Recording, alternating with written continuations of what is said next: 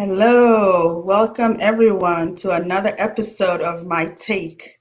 We are really glad that you have tuned in to join us in our conversation today. My name is Lola, and with me are my girlfriends. If you can quickly say hi, ladies. Hi everyone, this is Adenike. Glad to be on the show. Excited. Whoop whoop whoop. Hi, this is Tosin. Glad to be here. And today we have a very special guest with us today. One of our girlfriends' daughter, Abisola, and I'm going to let Abisola introduce herself. Hello, my name is Abby Sola. I'm a high school student and I currently serve on the Board of Education in my school system. And basically, my role is to represent the students in any decisions we make in terms of policy. Wonderful. We're so glad you're able to join us today, Abisola. So, My Take is a forum where we ladies hang out, we unwind, we chat about the happenings around us while lending our voices to some of the social issues in the world today. Our goal is to promote a culture of love and compassion, as well as truth and candidness. We keep it real here. The title of today's show is Help, My Child is Being Bullied. And this is a very important topic for us on this show.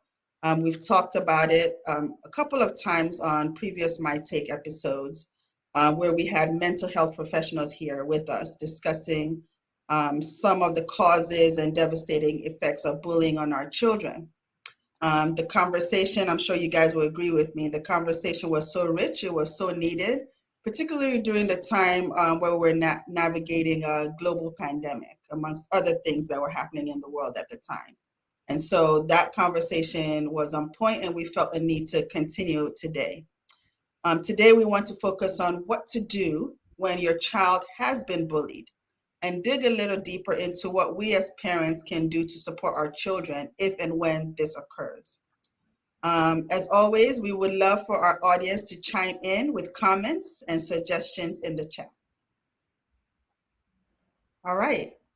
So, as a recap, I just want to make sure that we're all on the same page. We talked about three main types of childhood bullying that happens frequently in schools. There's physical bullying, for example, hitting, shoving.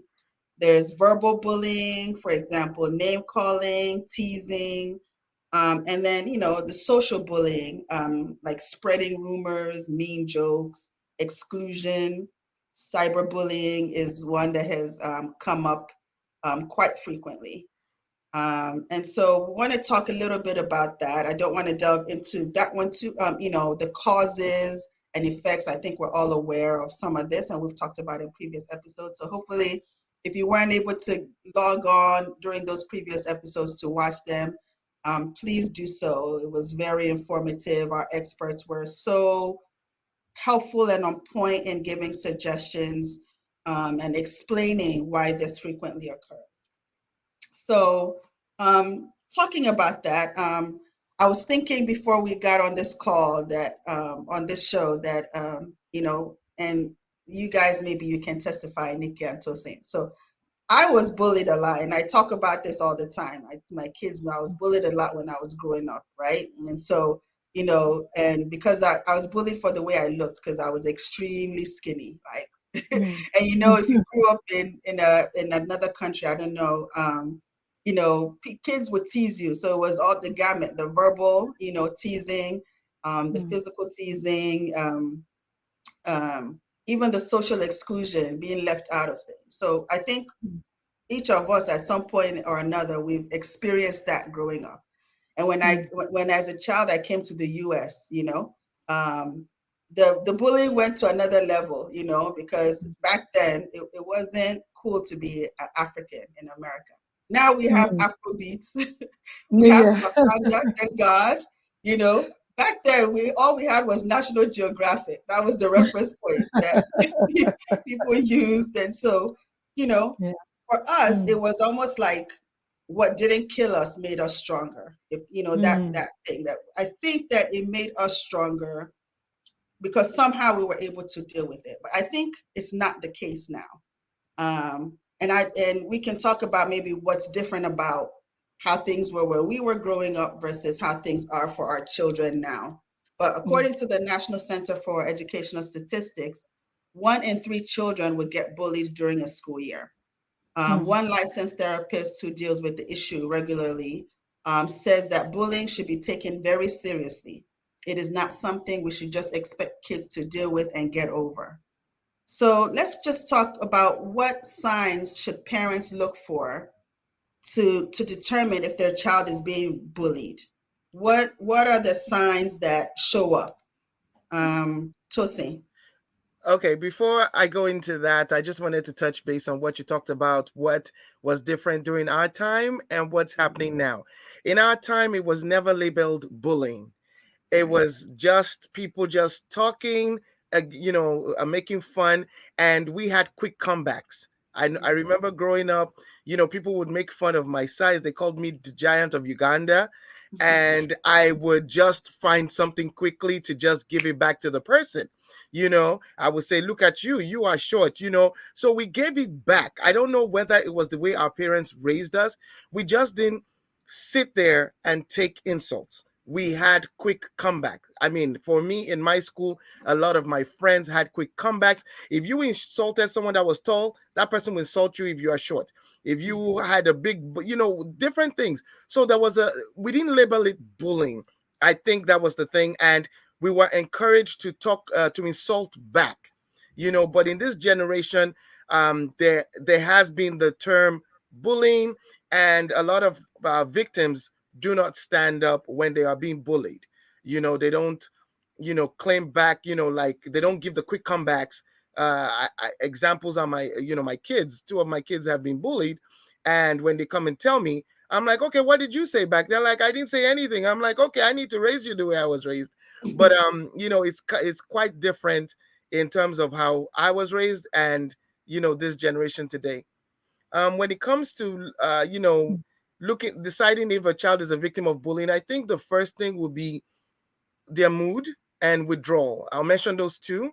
Their mood of how they, before they're all jovial, happy, all of a sudden they're all moody. They don't want to talk. They don't want to do anything.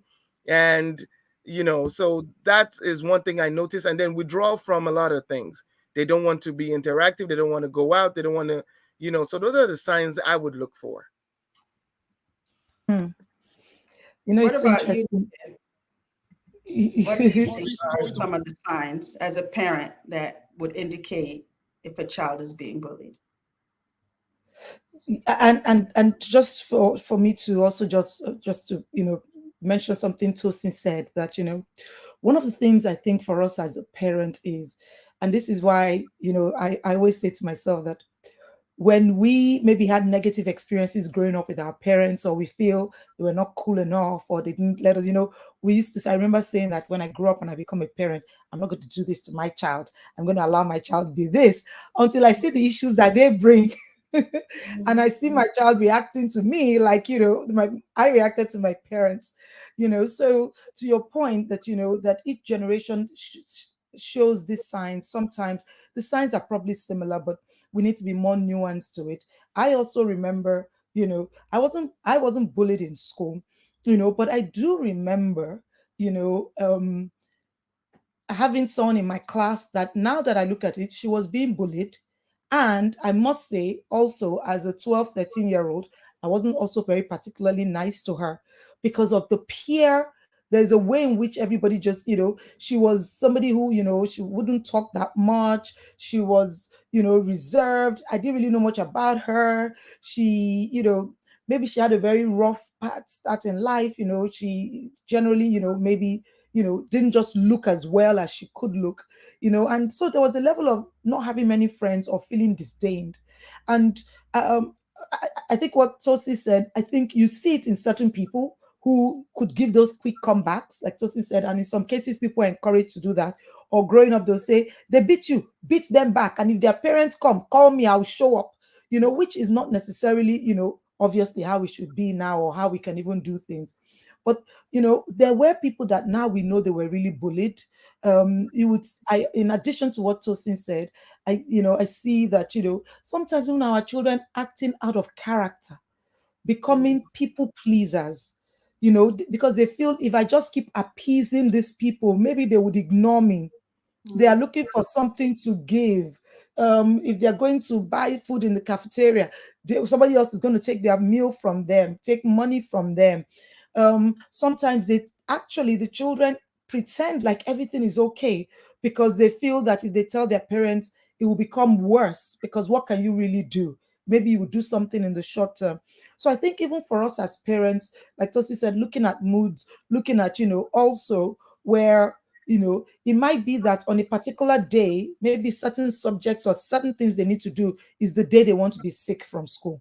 Maybe they know that, mm, there are certain, because I remember when we were going to school, we used to get grouped into certain classes based on the classes you did. So on certain days of the week, you tend to have class with certain people, or we had PE on certain days. So suddenly being sick more often than normal. I'm not feeling well. I'm not this. I'm not that, or hiding behind the other things. I think those are some of the things that, or you suddenly find your child being very passive, always okay, or jittery, or something like that.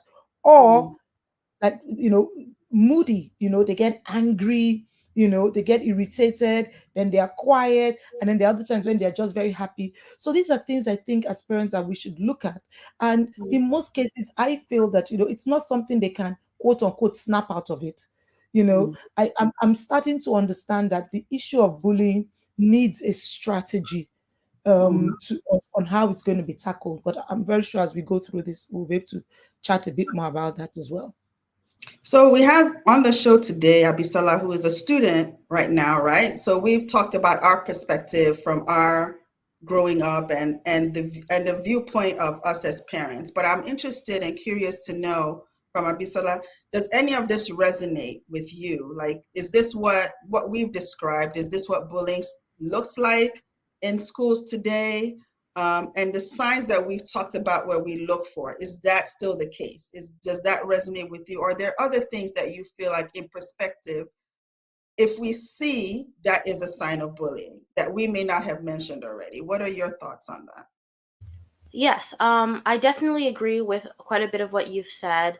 I definitely think the last two forms of bullying, the verbal bullying and the social bullying, are more prevalent than the physical one, because in most schools they don't tolerate physical bullying at all. There's more of a zero tolerance policy around that.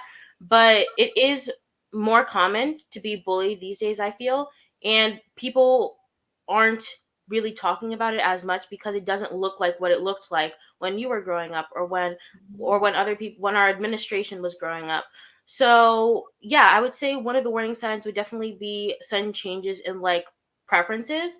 Like if you know your child always wore pink all the time and all of a sudden they want to wear black, that it's normal to like change your style. But if it's like a principal thing and they've just suddenly all of a sudden aren't interested in it at all, that's a sign of bullying, because people these days like to pick on people for being different. Different. And Yeah. that's typically one of the things that makes people feel insecure.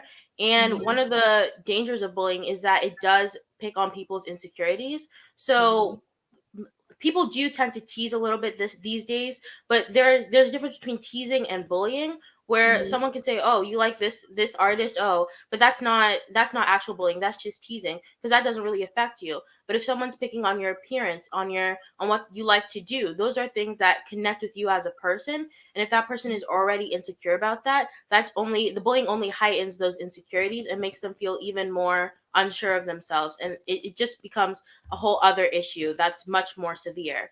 So that's what would say the warning signs are. But your descriptions of bullying are pretty spot on. Most of those things still occur today. Yeah. And one of the things I also wanted to point out as a difference is when we were growing up, the world was a lot smaller. You were only exposed to the people in your classroom in that space at that point in time. When you go home, you no longer have access to those people unless they came into your space or you went into their space. Now, you guys have like the whole cyber world. You don't even have to be in school. You can be in the comfort of your room and be bullied now. Like you can be bullied in past time and present time and future time because you can go back and read what people have put. I mean, we've seen it. We constantly see it on social media. So that's another difference that I feel like is huge for our kids today. And I really like that you pointed out that most kids don't tolerate differences. That's one of the things that I noticed, when we lived abroad for a number of years, where and my kids were in an international school where everyone was different. Like there was no two kids that were the same, even from where you came from or what you like or what you do. And in those spaces, they figure out a way to coexist.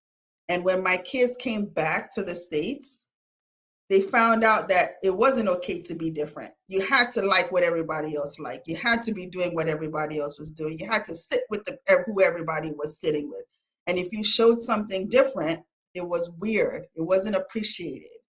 And so that key sign that you said, Abisala, about suddenly you used to like, I don't know, you used to like music, and all of a sudden, or a certain kind of music, and all of a sudden within a span of 1 month, your tastes have totally changed and you just totally reject what you used to like. That is a sure giveaway um, Mm, mm. for bullying. This is Very, all very really, interesting. Yes, and absolutely, and I love the angle, obviously that Abisola brought, and what really constitutes that. And I think I remember, it was one of these old shows that I that they had. Remember when they used to have those series on the nanny? I remember just mm, watching one of those old reruns, and one of the kids in the family was acting out. The younger kid was acting out, but the older was acting out because she suddenly wanted to dye her hair black, and she just changed her makeup. And it was her dad that kept saying, "Why are you looking like this? Why are you dressing like this?" So she started having problems even with her parent, as well, because she felt, that each time her dad questioned this look, mhm, he was saying mhm, she wasn't beautiful, and he was saying stuff like, "Why do you think you look beautiful this way? You look beautiful without this." So she was reading mhm, it the opposite way. So I think even, sometimes even when kids are acting that way, like Lola, you said, how can parents recognize that? Unknowingly, we need to be careful not to also add to it because we yeah, don't understand the root of what's happening and the root of mhm, that switch. So there yeah, is quite a bit of work for us as parents to do, to look out for and to be sensitive and to know how to deal with those changes and not just take it like, since when did you start doing this? Since when did you start doing that? I don't want to, mhm, which is yeah. fueling that feeling of, Like being um, caught between a rock and a hard place for the child. absolutely, Yeah. exactly, exactly. And I, I'm I, glad that you I brought love, up, oh, sorry. yeah, no, go ahead. I said I love something Abisola said when she differentiated teasing and bullying, because now there's a blurred line with, okay, we can't even tease anymore because there's this thing about everyone is so sensitive, Mhm, and people can't even speak anymore, and it's heightened.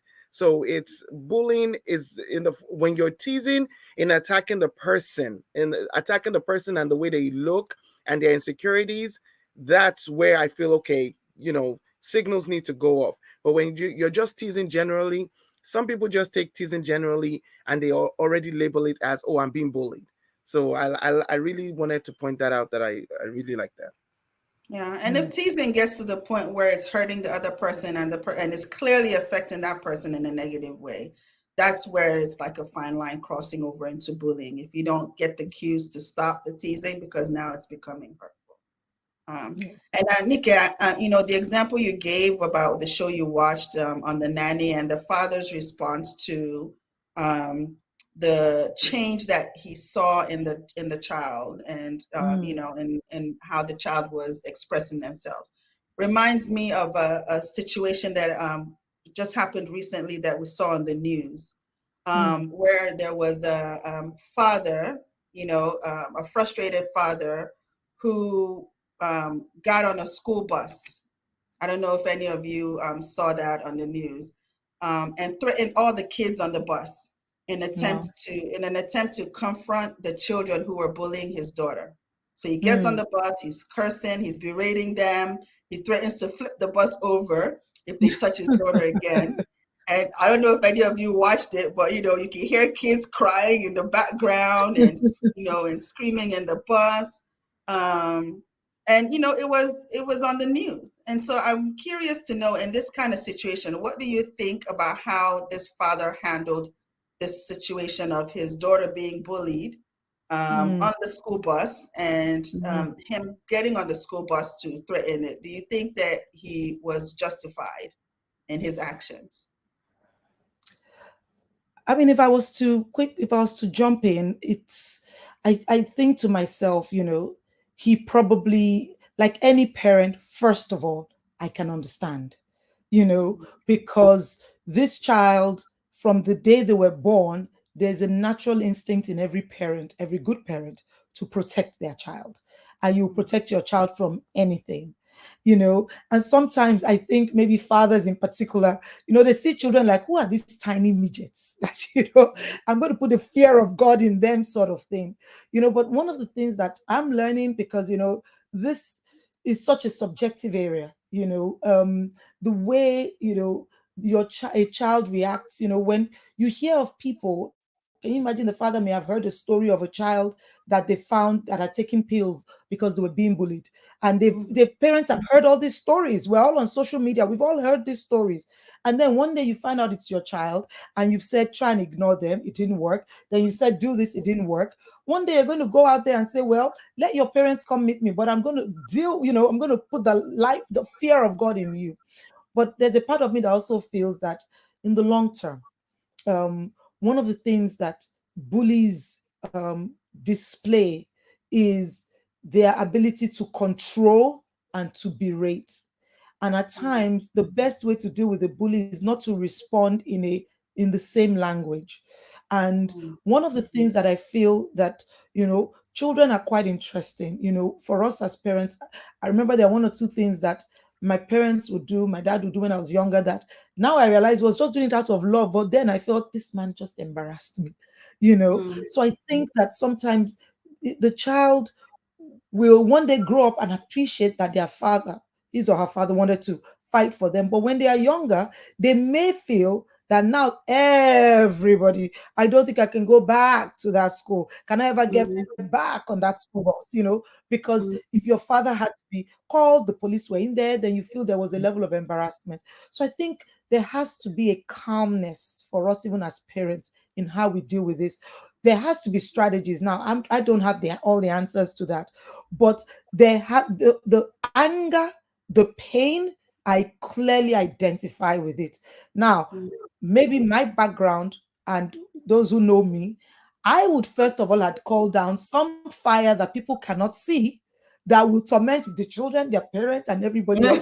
I in, would in start dealing with prayer. them on a so, but I would react like that, father. Maybe not right there on the bus, but on that Mm, bus, something will be happening to them that they cannot explain what it is. So I would feel the same thing, but I still need to be calm, and I need to really, though, I think where the father may have a missed opportunity is to make a lot of noise. And I'm looking forward to what Abisola is going to say about this.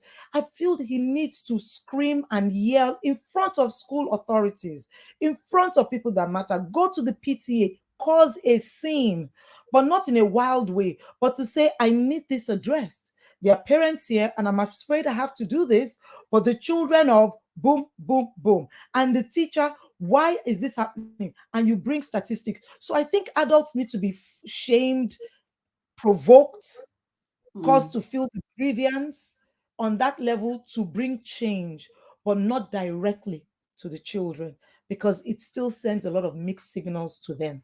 So those are some of my And, and thoughts on. and I should point out, on this bus, it was a mixed aged bus. So there were elementary school kids in there were older kids in there. And Right. one parent reacted that, oh, that was his daughter's first time on the bus, and now the child is Oh, traumatized to go into a no. school bus I because of what mean, this parent I has mean, let done. me let me jump in here and just say that everyone that knows me knows I'm Mama Bear, and like Nika said, I can feel the dad's hurt, pain, everything, because when you hear that your child is being a victim of bullying, it's not a nice thing. I'm a parent that has had to deal with that, and it's painful. So I hear the father out, but like we always say, two wrongs don't make a right. Now, if it was only the bullying kids that were on the bus, maybe. But Mhm. because there were other children affected by this, so that's where I draw the line that he didn't need to traumatize anyone outside of that. Sometimes when you calmly walk into the administrator's office and you're telling them that, oh, my child is being bullied, and they call the people in question, they pretend like, oh, Mhm. me, no, we didn't mean it Yeah. that way. Oh And yeah. because they pretend and they are so nice to other people, you really can't dig to the heart of it. So Mhm. sometimes they do need the little dose of how bullying works. Yes, I am one of them. But I feel it should be just directed to those kids for them to feel like bullying is not cool. Here's a little taste. Don't do it again. But because there were other children on the bus, his approach was a bit too much for me. So that's why I would say no, he's not justified at all. He should have found a way to hit the people in question. That way, I would have been fine with that. How about you, Abisola? If you were the daughter, um, and your dad, came on the bus and did that, what would your thoughts be? You as a daughter, if it was your dad, and two, if you were not the daughter but on the school bus that day, what would it be Yeah. your thoughts? So I feel like I wouldn't be very happy about it because it's not the most proactive way to react to the situation. I agree with the idea that the parents should go to the administration who actually have the power to do something, because in elementary school one of the things they taught us about bullying was that there has to be a power dynamic of some sort for you to actually be bullied. Someone has to have some sort of power or control over you. So a lot of people think that, well, a lot of students feel like usually the administration doesn't do anything because they're like, oh, like they say, Mhm. like they take small actions but it never really Mhm. changes anything. And Mhm. by the parent coming on the bus to yell at the students, that creates a power dynamic where I'm yelling at you as an adult and you as a kid just have to sit there and take this bullying basically. Mhm. So I don't Mm, think mm, it would be good to do that. And it would also, depending on the age of the student, it could also cause them to be further isolated, as somebody commented. Because for Mhm. older children, if they see your parent acting like that, they're going to think your family is somehow, especially if Mhm. you are a black or brown student, they're going to think, they're going to connect Mhm. that with preconceived notions and think, oh, this person is strange, their parent is somehow, so I'm not going to talk to them anymore. So it turns from a situation of bullying to just being completely isolated. So I Mhm. don't think it's the best situation to be in for Right. somebody's parent to yell on the school bus. Right. No, and like that. this I really resonated with this story of this father because I've been that father in my mind. I've never acted it out, but in my mind I've been that father several times. Mm, When I found out 2 years ago that my daughter was being bullied in school, mm, um, elementary school, and we didn't find out till a year after. So she went wow. a whole school year, and we found out that throughout the year she was socially isolated. Like she was on her own, like in school, nobody was, associating with her, like friends. And these are kids that I seen that are so sweet to me. Come to the line when I come to pick up my Wow. daughter, and they're like, "Oh, Mm, hello," and they mm, act like they're talking to her. And then the minute I'm not mm, there, they turn around, and mm, when I found out that this was happening, mm, oh my goodness, in my mind, I mm. could strangle like everyone. Like I played out the Yes. scenario in my mind over and over Mm, again of how I could mm, just like leap on these kids and mm. clobber them for what I felt like they did to my child. Lola, And if you don't mind me jumping in, just you speaking, I just feel, how did you even handle?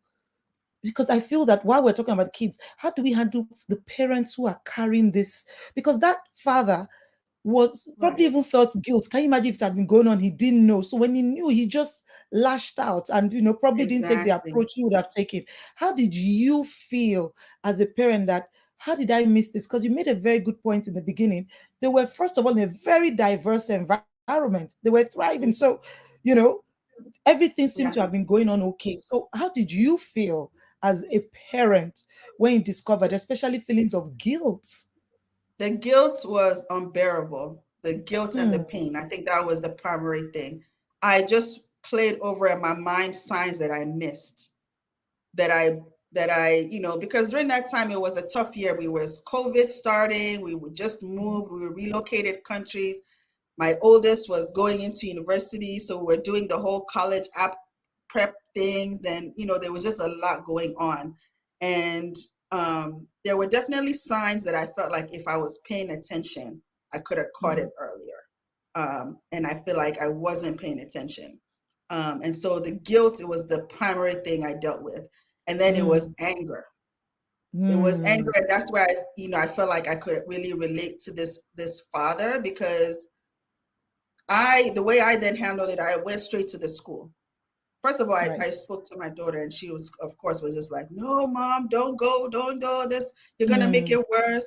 And I was just Hmm. like, "I don't care." I went Hmm. to the school. I talked to the principal. I talked to the school counselor. I talked to the teachers. I called up the parents. Like I talked to everyone, and I really wanted to deal with the kids because, of course, all the people I talked to were like, um, yeah, I'm sure it's not. I'm sure. And they were trying to blame her. Like, Hmm. was she oversensitive?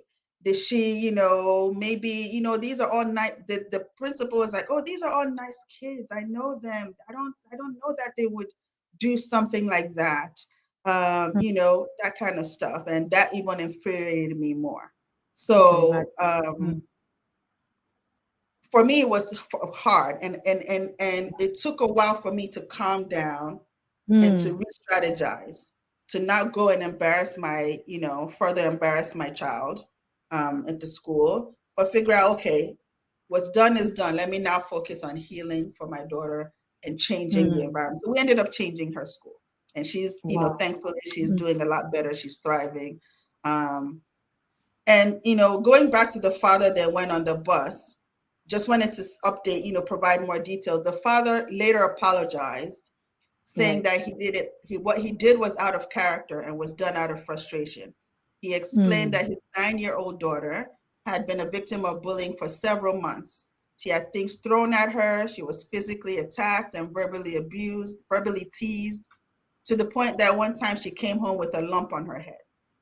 And Ah. so, he had brought this issue up with the school. He was told Hmm. that it would be addressed, like Abisola Hmm. said, that, and he also attempted to resolve the situation with the bully's parents, but none of that worked. And so it was at that point that he now kind of out of frustration went on the school Absolutely. bus. He Yeah. apologized. Um, but yeah, as a parent, it's hard. And it's Yeah. especially hard when you're trying to navigate how to handle the situation without making it worse for your child, especially if they Hmm. have to remain in that school. Let Exactly. me let me jump Uh, in and share my experience. When my first daughter was in elementary school, she was bullied, and I did not do much because the only thing I did was go to administration, and it did not stop. But and she said, "Mommy, don't make it worse." So I didn't do much. It fizzled out for her later on. When she got into high school, it started again, and it was basically a frenemy, someone quote unquote like a hmm. frenemy and everything. And this time around, I did not go to no administration. Her dad and I took steps to hit the girl directly, and we did what we did, and that stopped because we were like, I'm not going to administration. I'm not advising you to. I mean, uh, our advice is to go to administration, but we felt like we needed to do steps because we had prayed about it, and we felt, and it worked for the good of our daughter.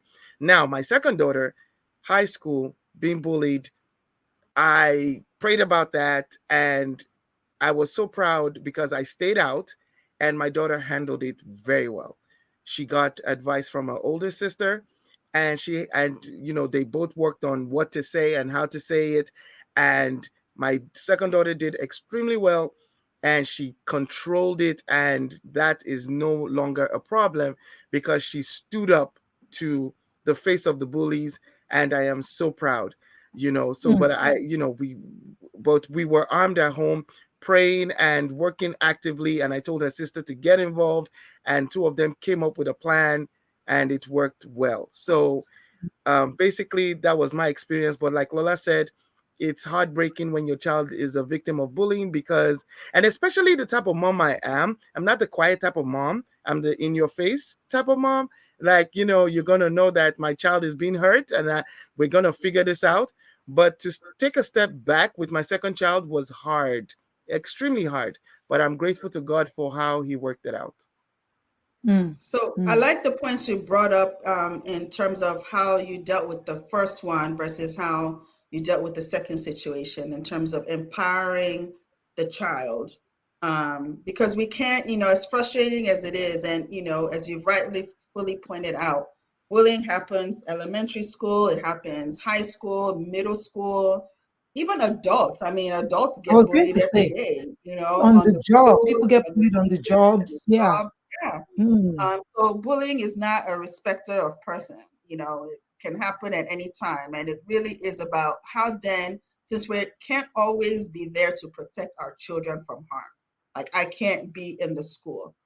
And one of the things that when my husband and I parent, because he grew up, um, he didn't grow up in the U.S. I grew up in the U.S. And so when my kids come home and talk about certain scenarios that happen in school, I can understand it.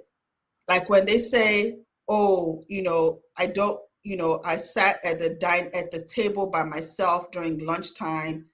Like I know what that means, you mm. know. But if you didn't grow up and you didn't go to school here, to you it's like, uh-huh, so get a book now, it's like, what does that mean? Okay, you ate lunch by yourself.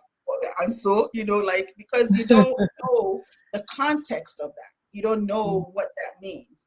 And so I think sometimes it's easier for parents that did not grow up in the country. So here Mm, we're referencing the US, because your frame of reference is different. You can't, mm. sometimes you can't relate to what your child may be saying. you know when someone comes and says we got jumped at the bus stop, what does that mean? What is jumped mean? Why were you jump? Who was jumping? But if you went to school here, you can tell, you know what that means. And Yes. so how do we empower our kids, because we can't always be where they are 100%, and we might not even Mm, understand what they're going through. How can we empower them to be able to protect themselves, stand up for themselves, navigate situations on their own? What tips can we give parents to help their children navigate in ways that we can't always be there to do that for them? mm. And anyone can jump in here. Actually, I was going to ask Abisola, that, just with what Lola said, that what, especially from the, position and the role you have, what has been your experience? Is this something that you guys deal with that, to Lola's point, even when sometimes it's good to hear from your perspective, even how parents can, because like Lola said, you will have loads of parents who didn't really go through a certain system like most of us have. So I'm just curious, within your county, how are these issues addressed, and what do you tell parents and in such situations? Yes. So, in our county, we are given lessons in like elementary school mostly. Maybe in middle school they'll give you a little lesson on bullying, but after that, it's kind of just, go about your school, focus on your studies, right? But Mm, we were taught like, oh, if someone's bullying you, try to ignore them, try to move away from them. Oh, talk to the teacher, talk to your parents, talk to the bully themselves, things like that. But I feel like it would be a lot more impactful for a lot of people for their parents to have more of a proactive response to bullying in general rather than a reactionary response. Because Mm. if you, even before, like before each school year, talking to your child saying, hey, this is what I expect you to do if somebody is bullying you, or if you see somebody else being bullied. Because one of the largest parts of the bullying, like prevention lessons, was don't be a bystander. If you see somebody being bullied, you need to stand up for them. Because when nobody says anything, that's just co-signing what's happening and making the mm, situation worse. It's amplifying the isolation. So if you're teaching your children, hey, this is what I want you to do if you're being bullied, whether that is confronting the bully themselves, going to you, talking to the teacher, whatever, or just standing up for other people. Because when there are people saying, hey, that's not cool, that lowers the chance of the bullying repeating, because then the people are realizing that what they're doing is wrong. But if everybody is silent, if no one's doing anything, if the child feels the need to keep it in, nothing's going to change. So that's what I feel like should happen. We do have policies around bullying. A lot of counties do zero tolerance, which probably isn't the best policy because that gets both people in trouble if they see anything happening. So I don't believe we do zero tolerance unless it's like a physical altercation. But it's mostly about, contacting your administration. And what it really becomes an issue is if it's like racially based or gender based, things like that, then that's when it's really a problem. But if it's something like somebody picking on your outfit, somebody talking about that, people that they're not very there isn't much of a accountability around that. So it's really on the parents' part to teach their children how to deal with situations like that. Hmm. Let me jump in and buttress what you were saying about parents being proactive. So school just started, and I sat my son down, and I told him that, look, Tyranny, when you're going into school, I need you to be a leader. You are a leader, and I need you to show signs of leadership. And I told him that do not make fun of anyone. I said, and don't be a part of any, group people making fun of people. Just basically gave him a pep talk that if you see where help is needed, make sure you help. And I gave him this long spiel, sat there, and he listened to me.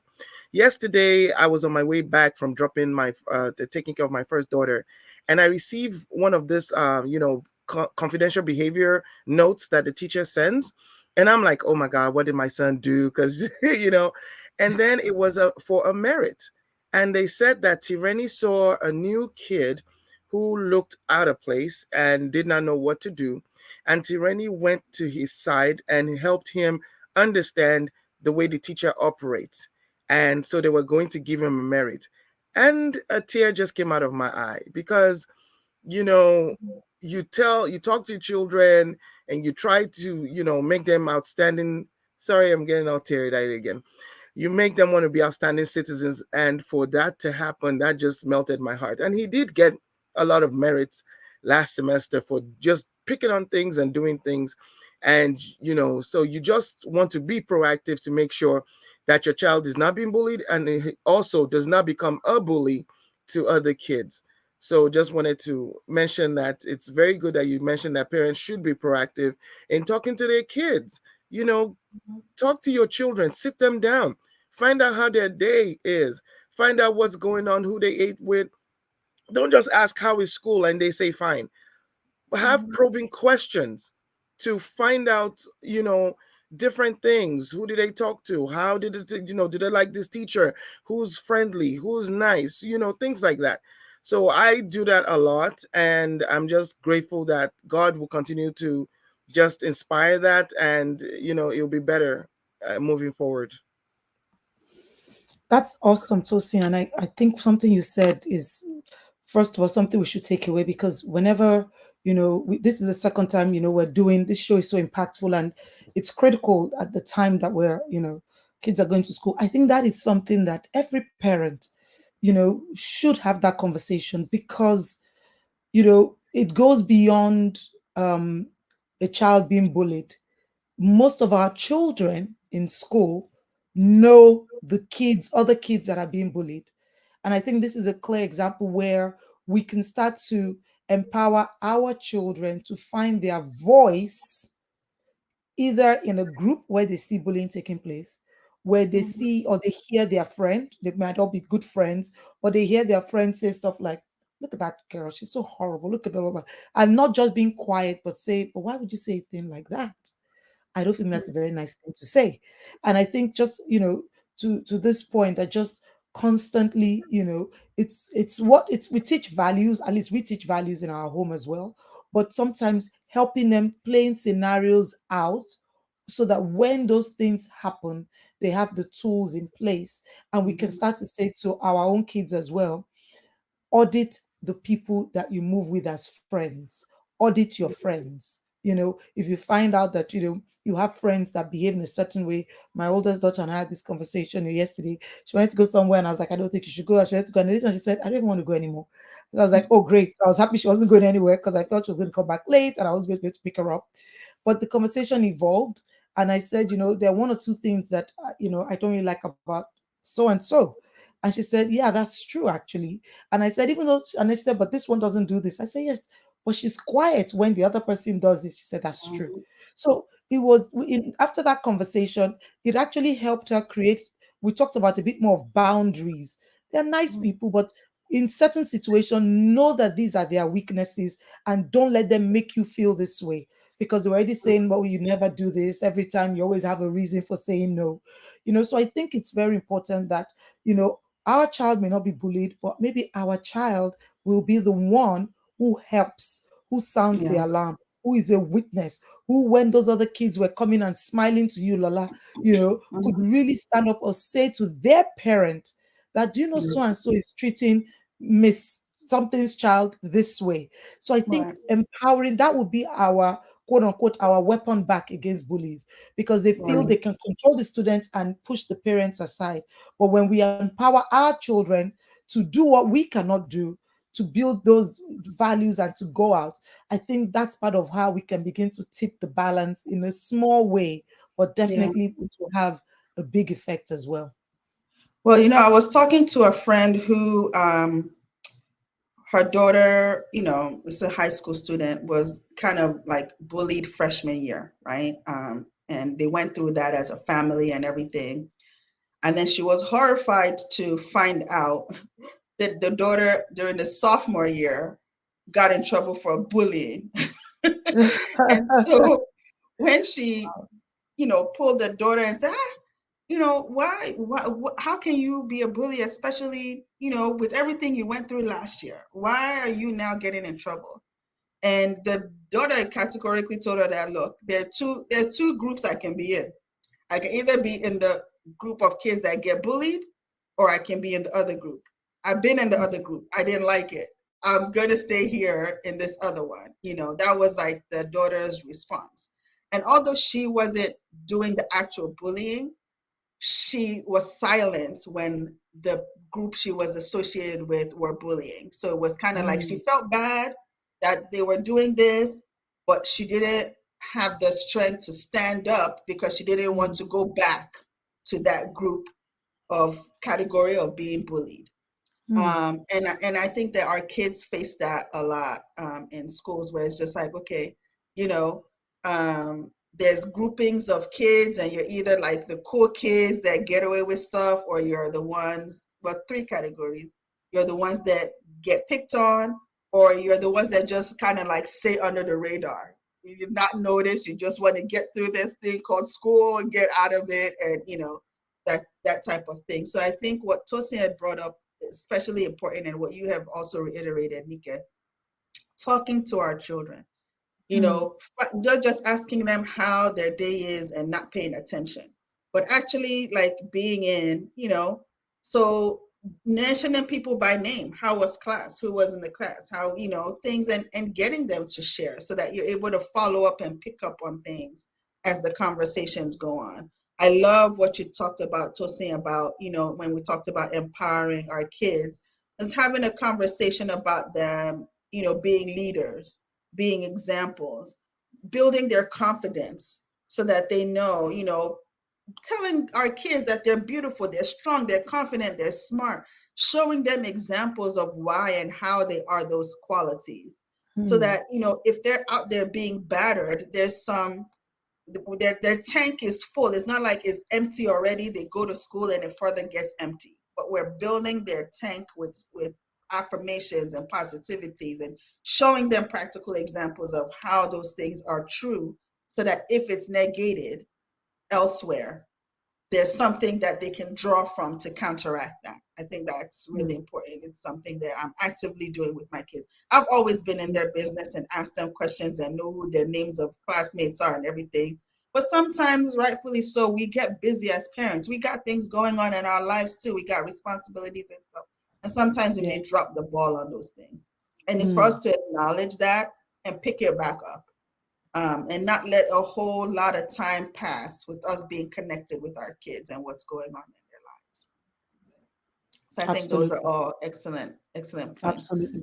Yes. Abisola, for the kids, for yourself and for kids that, you see as kids in school that are not being bullied, what qualities and characteristics about them Mm. make them not be easy targets for stuff like that? What are the characteristics they exemplify that makes them kind of not fall victim to that in your opinion? I've noticed that the kids that don't get picked on are kind of the ones that are followers per se, the ones that are follow the crowd, they blend in, they don't really stand out in many ways. They aren't the Mm. loudest person in the room, they aren't the quietest in the room. They just do what people are saying is cool or is acceptable at that time. Mm. So they kind of copy whatever is popular or whatever is acceptable at the time, which makes them not easy targets because they've just like people don't really look at them. They don't see Mm. anything in them that they like or strongly dislike. Because a lot of the times when people bully or pick on Mm. somebody, it's because they see something they're insecure about in that person and they feel the Mm, need to bring them down because they don't feel confident in that aspect of themselves. So I think it's important to like teach kids that it's okay to be different and you need to be confident in what you are passionate about and what makes you unique, or else mhm, people they'll just think that being themselves is wrong and that people are Mm. justified in bullying them. But when they know that it's all right to be different, it's okay to be African, it's okay to look a certain way, to have your hair a certain way, then they don't fall subject to people like people commenting snide remarks about them. So mhm, yeah, I would say the people that kind of blend in are the most like they fly under the radar because they're not easy to target. right. Such a brilliant way of looking at this. And I think I saw something that Taye said that says, it's almost like on the back of what Bisola you just said, when she says, on the contrary, bullies are insecure. They they Right. they are insecure in themselves. So anyone that looks to be out of the ordinary, they, feel the sense to intimidate. And it's really the bullies, that they pick on other people because they don't want people to see their own vulnerabilities, their own insecurities, and the Mhm, things that they are struggling with as well. So I think that is really a great point that even when a child is being bullied, there is a way in which we can let that child know that the other people are fearful of your individuality and who you are. And mhm, so to empower that child to know that, you don't back down, you are strengthened. It's a lot of work, but also I think, I haven't fully thought it out, but just listening to this show, even I'm starting to really look at it that, there has to be, like Tosi said in the very beginning, there has to be a training on how do you even respond to a bully? How do you go back? What are the things they say about you? The next time they say mhm. this about you, this is the response you give to them. Right. Right. Consistently telling that child and giving the child not only extra dose of love at home, but also now exposing them more to places and to where they can feel that affirmation. Because when the bullies come, they make it look like they're the loudest voice. There's so many other Mhm, people that aren't there. But I think what Bisola said is, I think there has to be some form of campaign, of some sort, because it's so terrible because this is the age where children should come out. We should be able to see them blossoming. Who are they mhm, really? Their individual, nuances, their quirks, what they like, their own fashion sense, all that should come. And that's the point where they should gradually blossom. And that's when they are attacked. I just mhm, feel that that's where the devil is coming against them to try and diminish their light, their aura, their future, and the rest of it. And it must be taken for what it is. It is an attack. And mhm. if we don't agree with an attack, in our regular lives, if we believe in privacy, and I'm very big on privacy, maybe we should switch this conversation and start looking at it and the tone and the languages people use, the kids' right, your child's privacy, the invasion of their space, and really Mhm, starting to use more words beyond teasing and bullying to let people know that mhm. fundamental human rights are being trod upon, and Yeah. parents are ultimately responsible for these children. As you can see, Yeah. my body is getting very passionate because I was about to do something because I want to carry a placard right now. I'm actually feeling like, you know what, enough is enough. Because if we entrust our children to the schools, they have a responsibility to do something Mhm. about it. It's not enough for you to say, did you do this? Mhm. That's why I said I've not really been in that situation, but I understand the father, but I won't have gotten on that bus. I will raise hell in that school. Right. It's time. I think it's time to create a fourth circle. There's the circle of the bullying, there's the circle of the victims, and there's the circle of those that Abisola talked about that, are not the those that don't want to get picked on and are quiet and just go with the flow. It's time to Mhm. populate the fourth circle with kids that are unique, special, and stand up to bullying and decide that, you know what, you don't have a right. The one thing that used to get me is I tell my kids, I said, no one has the right to dictate how you move in that school. Okay, Mhm. you're paying the exact same amount, or if even if you're not paying, you're going to a public school, whatever school. No one has the right to dictate how you move, how you Mhm. operate, how you behave, and that's one thing I've Mhm. always told my kids that no. So when they come to me and tell me that, oh, this person said this or this person is bullying them, it infuriates me because I'm like, who are you? You don't have a right to control how my child should act, should behave, what she should say. You have to embrace the uniqueness of every single child. And that's what I encourage. So I think as parents, we need to band up with administration and say, you know what, through the PTA, because I said I was going to join the PTA this year, to say, you know what, we will create and populate a fourth circle whereby our Mhm. children will feel safe in this environment. That's what I believe. Absolutely. We'd have to be our children's biggest allies. If there's any other message that I'm, gonna put out there, believe them, take them seriously, and advocate for them. We're their biggest advocates. And there are ways we can do that respectfully, but our children need to know that we support them and we're in their corner. I was just someone sent a little comic to me right before the show. It says how to deal with bullies, and it has like individuals, and someone says you're weird, and the response is I sure am. And he says, "You're a nerd. Totally. Your clothes don't match. Duh. Like it's on purpose. Like I'm having a party and you're not invited. Not invited. Thank goodness." Like sometimes you just have to put people in their place and let them know, like, oh well, I like my mismatched clothes. I like the fact that I have knock knees. I like the fact that, like, again, building ourselves confident so that it doesn't, whatever that person says does not have power. Well, this has been a great, great, great show. I wish we had more time. I want to thank Abisola for joining us on this. I think that it was extremely helpful to have your perspective on here, and we hope to continue this conversation in the future with more students and more young adults here to bring their perspective into this very important matter. I want to thank my co-hosts Tosin and Mike for your perspectives. As always, your takes are always on point and fabulous. I want to thank our audience, those that have been putting comments in the chat. We appreciate you. We appreciate all the comments. Thanks for joining us. On September 17th is when we'll have our next show. We'll be discussing health. I'm not sure that I still do. Mm, Ooh. that sounds Mm-mm-mm. deep. We would love for all our audience members to tune in and stay connected with us on our social media platforms. Till next time, thanks everyone. Bye, everyone. Thank you. Bye bye.